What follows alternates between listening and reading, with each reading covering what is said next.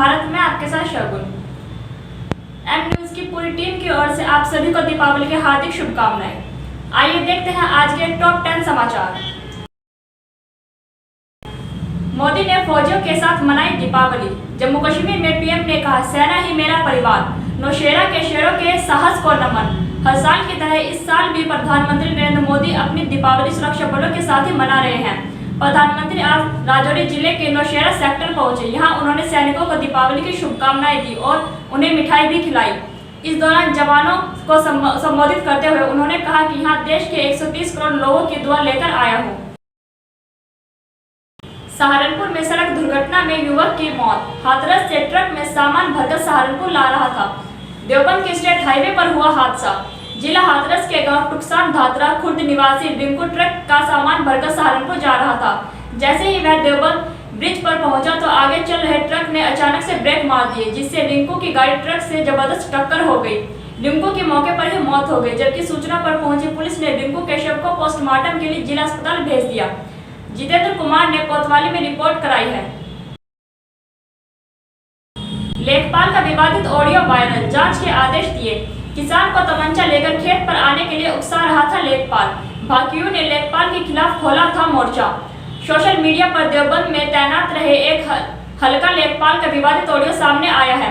Viral audio में आरोपी लेखपाल किसान को तमंचा लेकर खेत पर आने के लिए उकसा रहा था। लड़की किसान लेखपाल की बात का विरोध कर मामले को शांति से निपटाने की बात कह रहा था। आरोपी लेखपाल वर्तमान में रामपुर मनिहारान तहसील में तैनात है। पूर्व में भी उक्त लेखपाल पर दुष्कर्म के मामले में जेल जा चुका है। अंबाला रेलवे मंडल ने वसूला 6.14 करोड़ का जुर्माना। सहारनपुर रेलवे ने 20 लाख रुपए का राजस्व इकट्ठा किया, बनाया रिकॉर्ड। बिना टिकट यात्रा करने वालों पर हुई कार्रवाई। अंबाला रेलवे मंडल ने अक्टूबर माह में चेकिंग के दौरान 820 बार चेकिंग अभियान चलाया है, जिसमें 1.7 लाख यात्री बिना टिकट यात्रा करते हुए पकड़े गए। रेलवे ने बिना टिकट यात्रा करने वाले यात्रियों से 6.14 करोड़ रुपए का जुर्माना दंड के रूप में वसूला है। यह अभियान सहारनपुर, यमुनानगर, अंबाला आदि स्टेशनों पर चलती ट्रेनों में चलाया गया। इसमें सहारनपुर में 20 लाख से अधिक का राजस्व वसूला गया। पेंटागन की रिपोर्ट ने बढ़ाई दुनिया की चिंता। चीन काफी तेजी से बढ़ रहा परमाणु हथियारों का जखीरा। चीन को लेकर अमेरिकी रक्षा विभाग ने एक रिपोर्ट में पूरी दुनिया की चिंता बढ़ा दी है। इस रिपोर्ट में दावा किया गया है कि सुपर पावर बनने की चाहत रखने वाली चीन दुनिया को अंधेरे में रखकर चीन अपने परमाणु शक्तियों को लगातार बढ़ा रहा है। रिपोर्ट में कहा गया है कि अमेरिका के अधिकारियों ने 1 साल पहले जो अनुमान लगाया था, चीन उससे कहीं ज्यादा अधिक तेजी से अपनी परमाणु शक्ति में वृद्धि कर रहा है। इसके साथ ही रिपोर्ट में कहा गया है कि चीन की योजना शताब्दी के मध्य एक तक अमेरिकी वैश्विक शक्ति के बराबर पहुंचने या उससे अधिक आगे निकलने में सक्षम होने की है। पेट्रोल एवं डीजल के दामों में कई राज्यों में 7 से 12 रुपए तक की कटौती। यूपी में सबसे ज्यादा कमी की। देश भर में तेजी से बढ़ रहे पेट्रोल और डीजल के भाव के बीच केंद्र सरकार ने आज बुधवार की रात जब कुछ राहत देने के लिए एक्साइज ड्यूटी कम करने का कदम उठाया है, तो इसके बाद कई राज्यों में भी पेट्रोल और डीजल के भाव में बड़ी कटौती करने का तुरंत ऐलान कर दिया गया। गुजरात, कर्नाटक सरकार और गोवा सरकार ने पेट्रोल और डीजल पर 7 रुपए कम करने का ऐलान किया है। इन राज्यों में सबसे बड़ी कटौती उत्तर प्रदेश ने की है। बिहार सरकार ने भी कीमतें कम की है। उत्तर प्रदेश के मुख्यमंत्री कार्यालय के मुताबिक यूपी में डीजल और पेट्रोल में 12 रुपए की कमी की है। मुफ्त राशन योजना होली तक बढ़ेगी। गेहूं, दाल, नमक, तेल मिलेगा। सीएम ने अयोध्या में किया ऐलान। उत्तर प्रदेश के मुख्यमंत्री योगी आदित्यनाथ ने आज बुधवार को अयोध्या में शुरू हुए दीपोत्सव के मौके पर कार्यक्रम को संबोधित करते हुए बड़ी घोषणा की है। सीएम योगी ने नवंबर तक निर्धारित प्रधानमंत्री अन्न योजना को होली तक बढ़ाने की घोषणा की है। अयोध्या में सीएम योगी ने ऐलान किया है कि प्रधानमंत्री अन्न योजना नवंबर तक की है। अभी कोरोना खत्म नहीं हुआ है, इसलिए राज्य सरकार ने तय किया है हम प्रधानमंत्री अन्न योजना को होली तक लेकर जाएंगे। अंत्योदय कार्ड धारक को हम 35 किलो राशन दिसंबर तक, जनवरी, फरवरी और मार्च में फ्री देंगे। कैदी का आरोप, जेल अधीक्षक ने पीटा।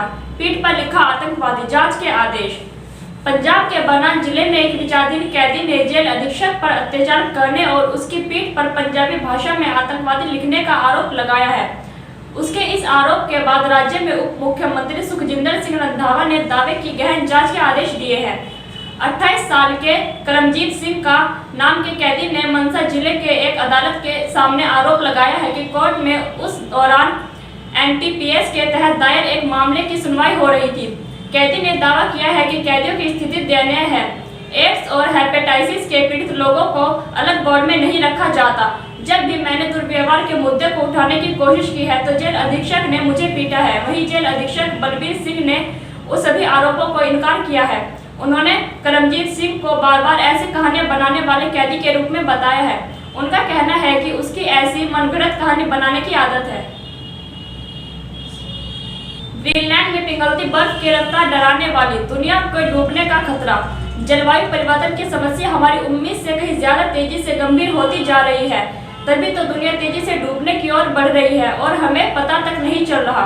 दरअसल एक ताजा रिपोर्ट में कहा गया है कि बीते एक दशक में ग्रीनलैंड में 3.5 ट्रिलियन टन बर्फ पिघल गई, जिस कारण समंदर का जल स्तर 1 सेंटीमीटर तक बढ़ गया। इससे दुनिया भर में बाढ़ आने का खतरा बढ़ गया है। डेंगू से लड़ने के लिए वैज्ञानिकों ने बनाए अच्छे मच्छर, ऐसे खत्म होगी बीमारी। इन दिनों देश में कई इलाकों में डेंगू का प्रकोप है। तमाम लोग इस बीमारी से पीड़ित होने के बाद अस्पतालों में भर्ती हैं। कई बार यह जानलेवा भी साबित हो जाता है। दरअसल मेडिकल साइंस में डेंगू का कोई कारगर इलाज नहीं है। यह एक ऐसी बीमारी माना जाता है जिससे हमारा शरीर खुद लड़ता है और उससे खुद ही ठीक करता है। इस बीच इंडोनेशिया से एक अच्छी खबर आई है। वहां के शोधकर्ताओं ने डेंगू के मच्छर से लड़ने के लिए मच्छरों की एक दूसरी प्रजाति को पालने का तरीका इजाद किया है। ब्रेकिंग न्यूज के लिए बने रहिए एम न्यूज भारत के साथ।